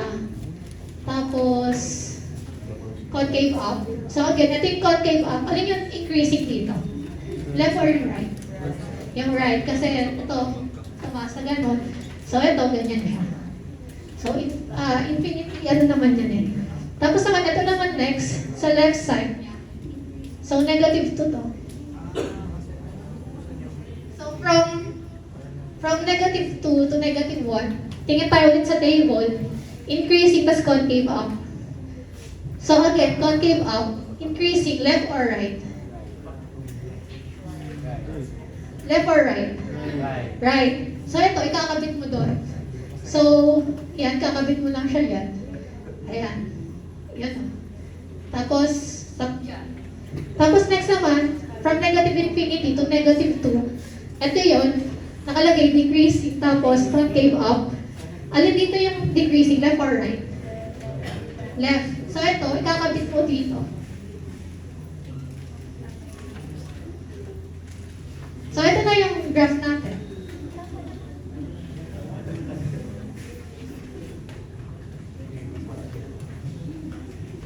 Actually, yun na siya. For last number.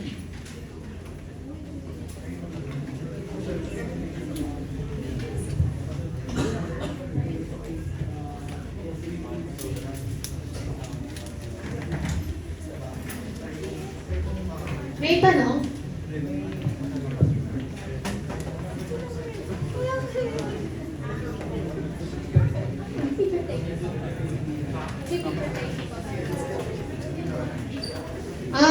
Wag mo nang alis. Mag-picture taking lang for the documentation. Saglit lang. Wala pa 5 minutes. So, okay na? Wag mo nang tumayo kasi may nag-picture sa likod.